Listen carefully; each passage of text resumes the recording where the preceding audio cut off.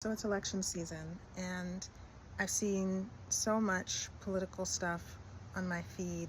I don't want to come on here and tell people how to vote, but I definitely also want to remind everyone that we always have a choice. I've seen a lot of rhetoric about choosing one side simply because that's the only choice. There is no better choice.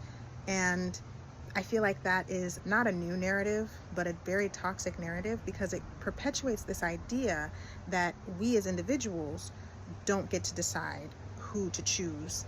Your morality is called into question. Your patriotism is called into question. How could you vote for somebody other than this one option simply because that's the only option that makes sense? Whenever we are in a place of fear, we are easy to manipulate.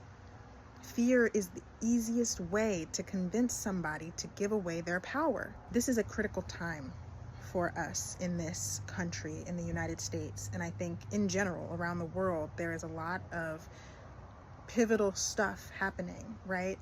Cultures are shifting, tides are changing. I don't think that we should limit ourselves in this time or ever.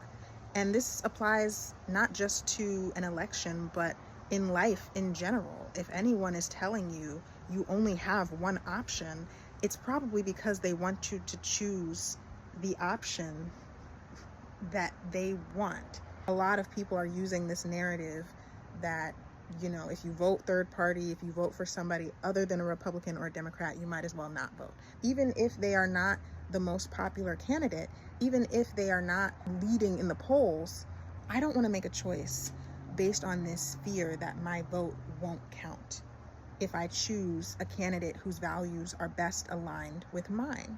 And I feel like that story, that rhetoric has been used so many times, especially by the Democratic Party, to convince people that they shouldn't vote for whoever they want to vote for. But I was looking at the ballot in my area, and there are so many options. And maybe some of these options are people that nobody's heard of or people that most people wouldn't consider voting for, but that doesn't mean that they don't exist.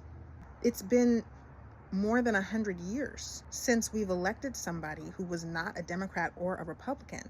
So I understand why people buy into this narrative that you only have two options. It makes sense, right? It's easy to believe because it's difficult to conceive something that you've never seen before.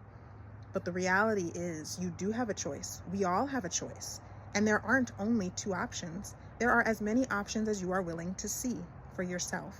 The easiest way for someone to take away your personal power is by convincing you that you don't have the power to choose.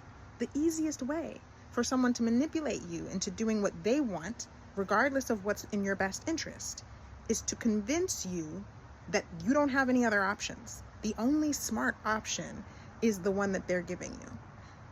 I think that's a red flag. You may not like your options, but you always have the ability to choose. As long as you have breath, you have a choice, and your choice is yours to make. So don't give your power away to somebody else.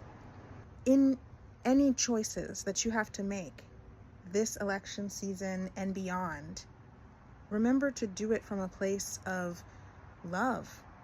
Remember to ground yourself in a solid place. Don't make a choice based out of fear.